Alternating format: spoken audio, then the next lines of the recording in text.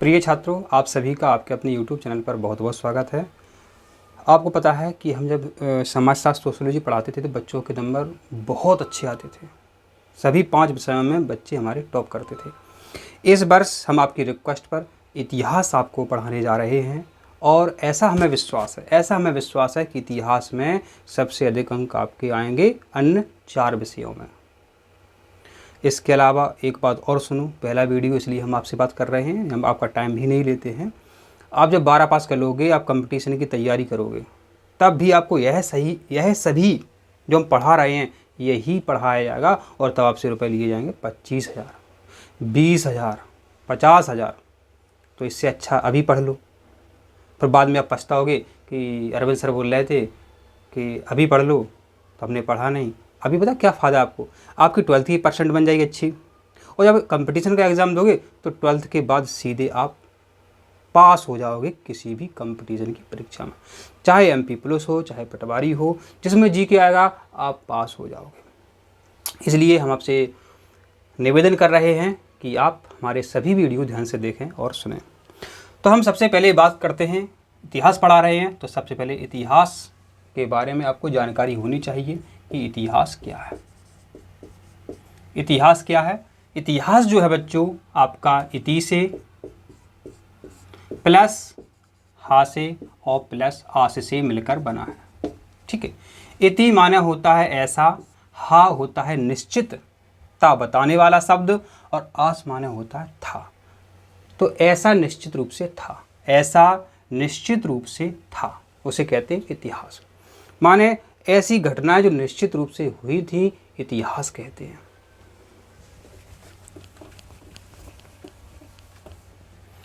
हम शुरुआत कर रहे हैं नंदवंश से। क्या है नंदवंश? परीक्षा में ऐसा प्रश्न आएगा कि ये बताइए कि जो महापद्मानंद हैं ये किस वंश के शासक थे। जैसा कि महापद्मानंद के नाम में ही लिखा हुआ है नंदवंश, तो इतना आप अंदाज़ा लगा सकते हैं कि यह नंद वंश के शासक थे। परीक्षा में प्रश्न आएगा कि घनानंद जो थे किस वंश के शासक थे। इनके नाम में भी नंद है, तो आप समझ जाएंगे यह भी नंद वंश के शासक थे। हमारे लिए इतना आप कर सकते हो? बिल्कुल कर सकते हैं आप, विश्वास है हमें। अब बात करते हैं इनके बारे में और जान लो। क्या है कि नंद वंश जब दारू शराब में ऐसे रम गए थे, खुद की परवाह नहीं थी, तो बता क्या हुआ, घनानंद के वंश पर चंद्रगुप्त मौर्य ने आक्रमण किया। घनानंद के वंश पर चंद्रगुप्त मौर्य ने आक्रमण किया और घनानंद को मार करके मौर्य साम्राज्य की स्थापना की। कितना याद कर सकते हो आप? घनानंद को किसने हराया था? चंद्रगुप्त मौर्य ने हराया था और मौर्य वंश की स्थापना की। प्रश्न ऐसा आएगा कि चंद्रगुप्त मौर्य जो थे इन्होंने किस वंश की स्थापना की थी? तो मौर्य वंश की, मौर्य साम्राज्य की स्थापना की थी। और जो अपना अखंड भारत था, अफगानिस्तान तक जो अपना भारत था, वो चंद्रगुप्त मौर्य के जमाने में ही था।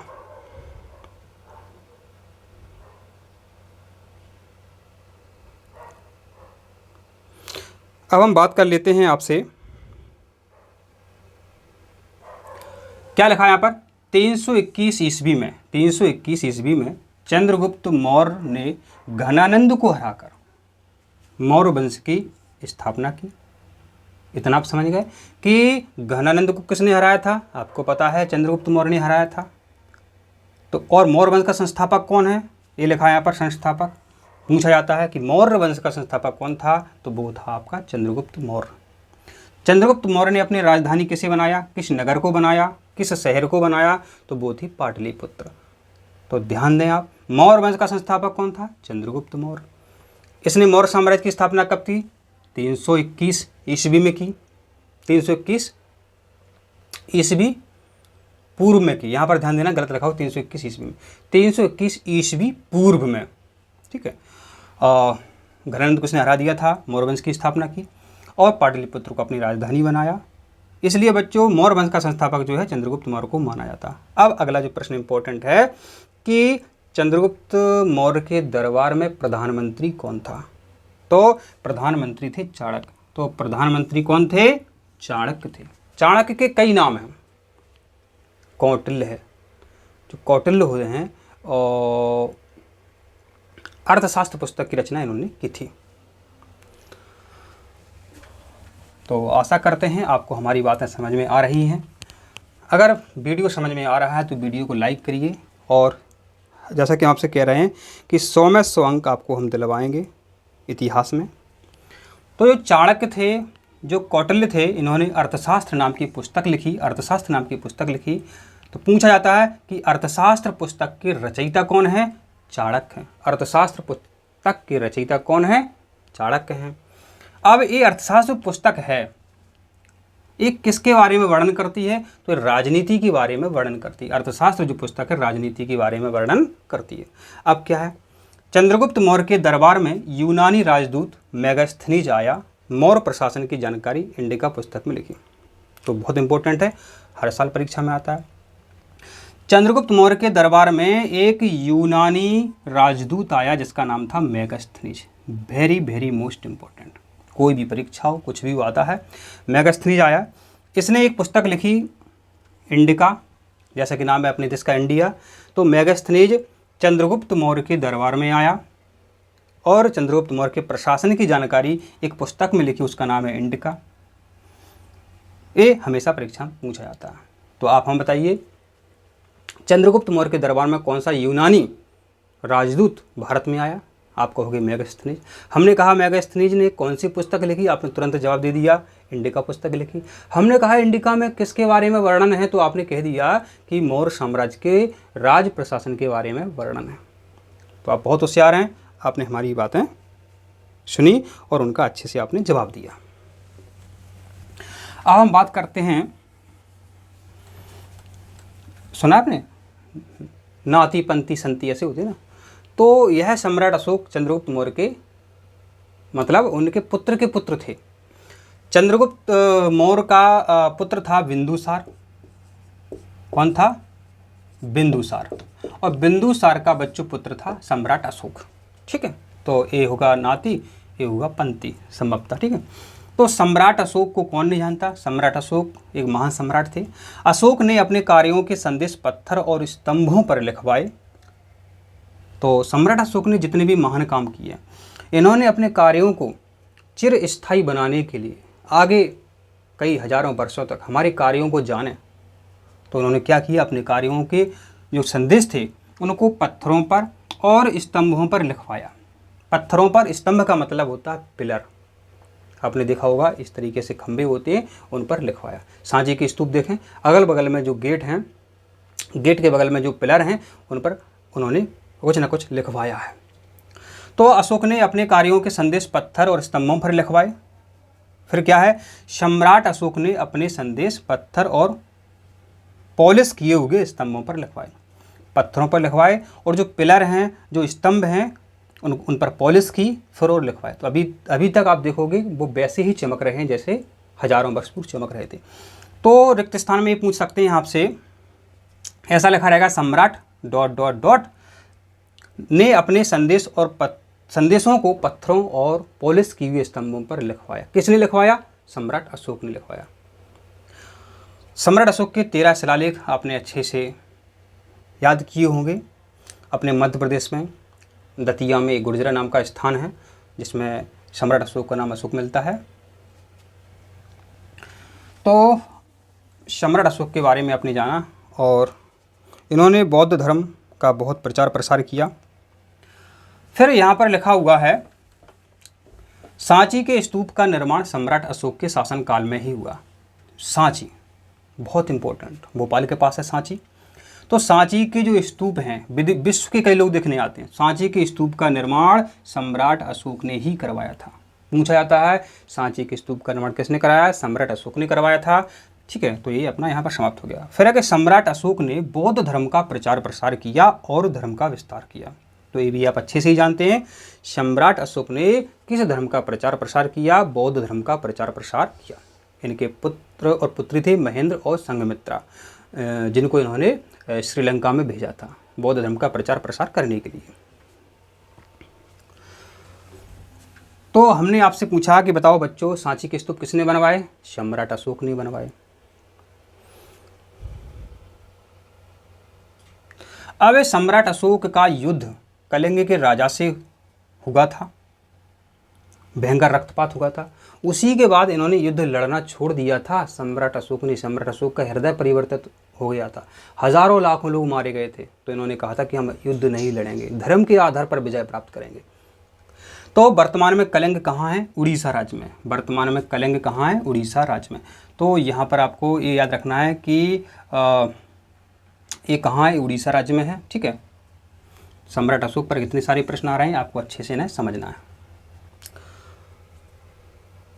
अब अशोक के अभिलेखों को सबसे पहले तो सम्राट अशोक जो हैं जो भी अच्छे काम कर रहे थे उनको पत्थरों पर वो लिखवाते जा रहे थे, तो काफ़ी समय तक पढ़ नहीं पाए थे। तो सम्राट अशोक के अभिलेखों को सबसे पहले किसने पढ़ा? जेम्स प्रिंसेप ने पढ़ा। वेरी इंपॉर्टेंट, हर साल आता है। अशोक के अभिलेखों को सबसे पहले जेम्स प्रिंसेप ने पढ़ा। और जो जेम्स प्रिंसेप था यह ईस्ट इंडिया कंपनी के टकसाल का भी अधिकारी था। ईस्ट इंडिया कंपनी जो है अपने भारत में रुपया पैसे जो होते हैं, मुद्राएं जो होती हैं, उनकी छपाई करती थी। तो जो टकसाल बोलते हैं उसे, तो टकसाल का भी ये अधिकारी था। कौन? James Prinsep. तो अशोक के अभिलेखों को सबसे पहले पढ़ने में सफलता हासिल की जेम्स प्रिंसेप। याद कैसे रखें? अब ये पूछा जाए कि टकसाल का अधिकारी कौन था? प्रिंसेप, माने पैसा, प्रिंसेप पैसा। तो टकसाल का अधिकारी क्या कौन था? प्रिंसेप।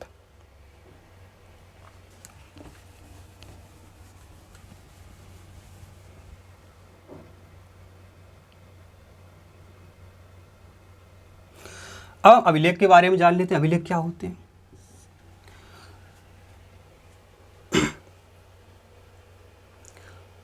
पुराने समय में या आज से पहले, माने आज जो आप वीडियो देख, इससे पहले पत्थरों पर किसी ने कुछ लिखवाया, सिक्कों पर कुछ लिखवाया, ताम्र पत्तों, तांबे के पत्तों पर कुछ लिखवाया, वो सब क्या कहलाते हैं? अभिलेख कहलाते हैं। तो प्राचीनतम अभिलेख, क्या कहा हमने कि प्राचीनतम अभिलेख प्राकृत भाषा में प्राप्त हुआ। ध्यान दें, सबसे प्राचीन से प्राचीन जो अभिलेख प्राप्त हुआ है, जो कुछ कहता है उस समय की बातें, वो प्राकृत भाषा में लिखा गया था। प्राचीनतम अभिलेख किस भाषा में लिखा गया था? प्राकृत भाषा में लिखा गया था। अब एक अभिलेख हमेशा परीक्षा में पूछा जाता है, सती प्रथा की जानकारी जो सबसे पहले मिलती है कि सती प्रथा पहले चलती थी। तो उसकी शुरुआत कब से है या कब से चल रही है सती प्रथा? माने जिस औरत का पति मर जाता था उसको जबरदस्ती पति की चिता में, क्या कहें, या तो वो खुद चली जाती थी, अब जो भी हो, तो वो खुद जल जाती थी पति के चिता के साथ। तो 510 ईस्वी में एक अभिलेख लिखा गया, उसमें सती प्रथा का वर्णन है। सती प्रथा का वर्णन है कि सती प्रथा उस समय चलती थी।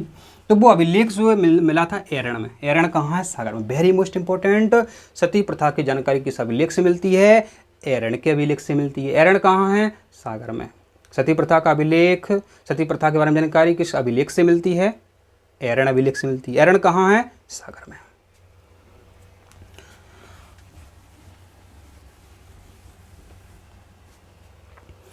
अब यहाँ आप देख रहे हैं लिपि। लिपि माना होता है लेपना, गांव के लोग जानते हैं, और लिपि माना होता है लिखना। लिपि माने लिखना। कोई भी भाषा हो, अंग्रेजी में कुछ लिखा रहा है तो अंग्रेजी लिपि है, सीधी सीधी बात है।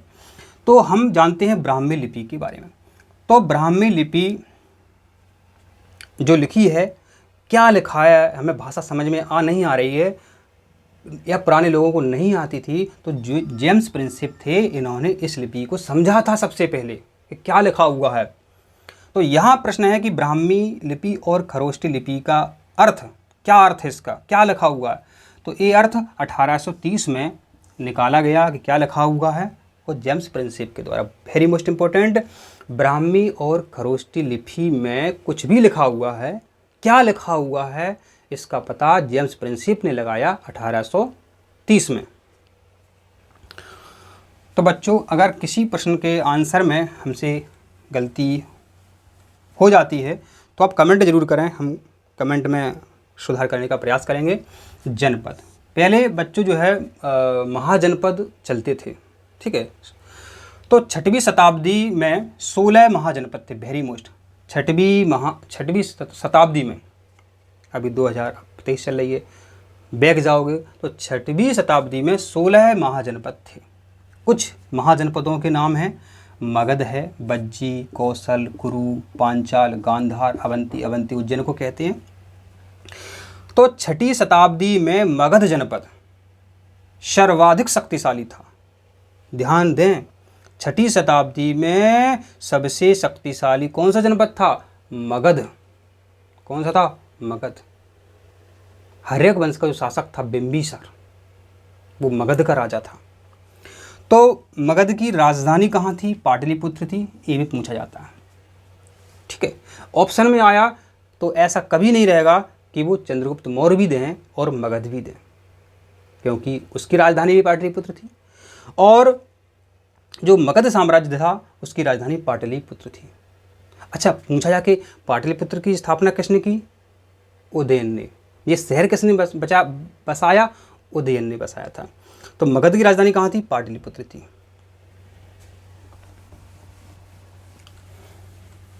तो कितने महाजनपद थे? 16 थे। अब हम बात करते हैं कुषाण वंश के बारे में। क्या है कुषाण वंश? तो प्रथम शताब्दी ईस्वी में सोने के सिक्के कुषाण राजाओं ने जारी किए। तो प्रथम शताब्दी ईस्वी में सोने के सिक्के किसने जारी किए? कुषाण राजाओं ने जारी किए। जो सबसे इंपॉर्टेंट है वो समझ लेते हैं कि कुषाण वंश का प्रसिद्ध शासक था कनिष्क। पूछा जाता है कनिष्क किस वंश का शासक था? कुषाण का, कुषाण वंश का। कनिष्क जो था किस वंश का प्रसिद्ध शासक था? कुषाण वंश का। कुषाण वंश का प्रसिद्ध शासक कौन था? कनिष्क था। ऐसे वो आपसे घुमाते रहते हैं।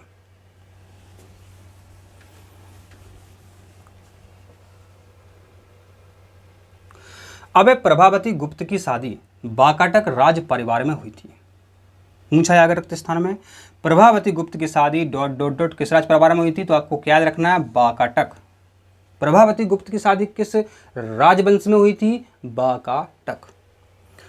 फिर साधारण जनता द्वारा राजाओं के बारे में अपने विचारों और अनुभव के विवरण कम ही छोड़े गए।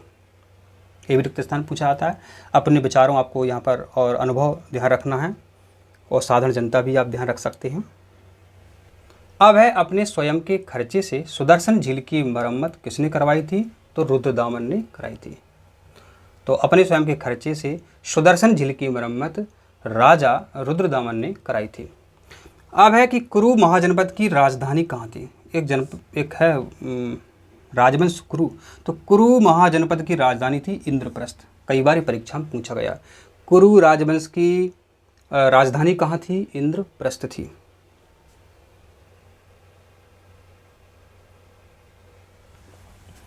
अब आपको बताना है कि भारत की दशा का, ठीक है, भारत की दशा का आंखों देखा हाल मेगास्थनीज ने चंद्रगुप्त मौर्य के दरबार में आया था।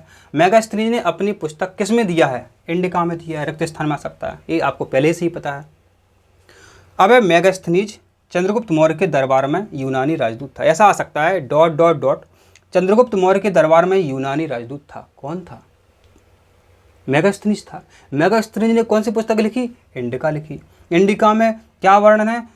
चंद्रगुप्त मौर्य के समय भारत की दशा का वर्णन है, उसके राज प्रशासन का वर्णन है।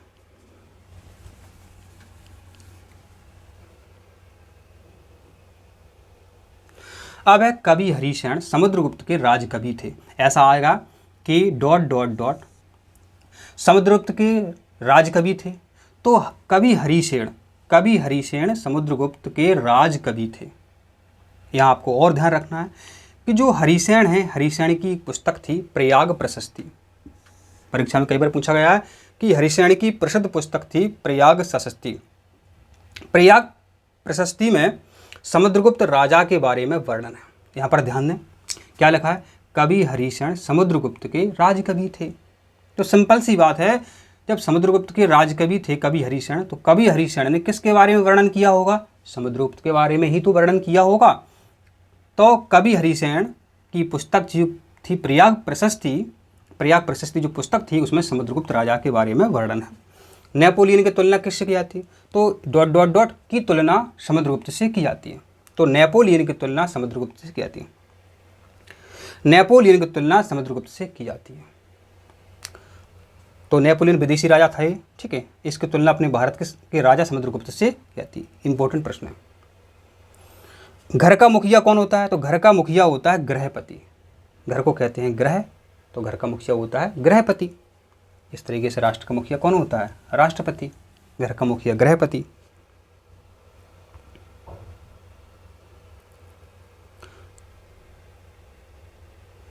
हर्षवर्धन के राजकवि बाणभट्ट थे। जो हर्षवर्धन है, हर्षवर्धन राजा हैं, एक कन्नौज के राजा थे। हर्षवर्धन जो है कन्नौज के राजा थे, उत्तर प्रदेश में है कन्नौज।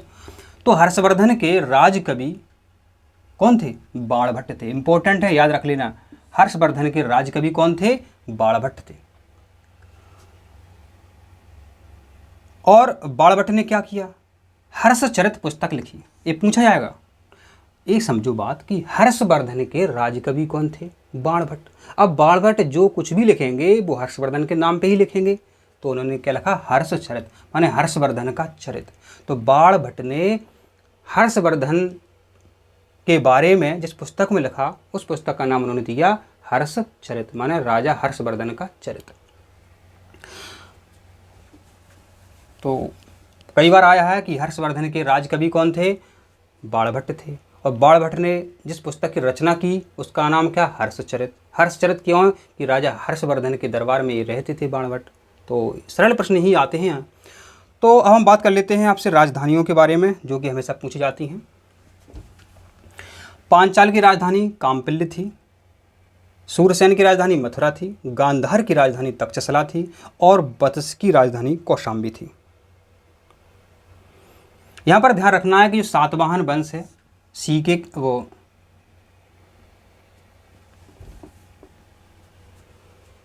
सातवाहन वंश, तो जो सातवाहन वंश है इसको हम मातृवंश के नाम से भी जानते हैं। और ध्यान रखें, शीशे के सिक्के सातवाहनों ने ही चलाए थे, पूछा जाता है। फिर पुष्यमित्र शुंग किस वंश का शासक था? तो लास्ट में लिखा है शुंग, तो सीधी बात है शुंग वंश का शासक था। अब सन्निधाता शब्द का क्या अर्थ है? मौर्य काल में वसूली और संग्रह करने वाले अधिकारी को सन्निधाता कहा जाता था।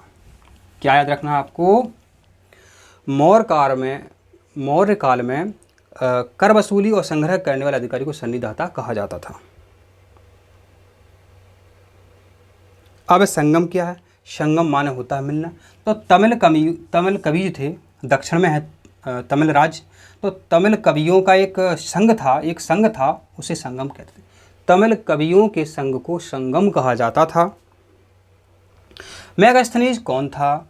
तो मेगास्थनीज एक यूनानी राजदूत था जो चंद्रगुप्त मौर्य के दरबार में रहता था। चाणक्य द्वारा रचित पुस्तक में किसका वर्णन है? सबको पता है, चाणक्य द्वारा रचित पुस्तक में राजनीति का वर्णन है। बड़े पैमाने पर सोने के सिक्के किसने चलाए? तो कुषाण शासकों ने चलाए, ये भी आपको आता है पहले से ही। राजगाह का क्या अर्थ है? राजाओं का घर है।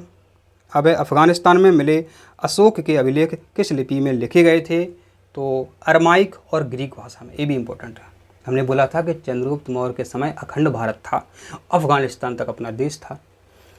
तो अफगानिस्तान में अभी अभिलेख जो मिल रहे हैं वो किस भाषा में लिखे गए थे? वो अरमाइक एवं ग्रीक भाषा में लिखे गए थे।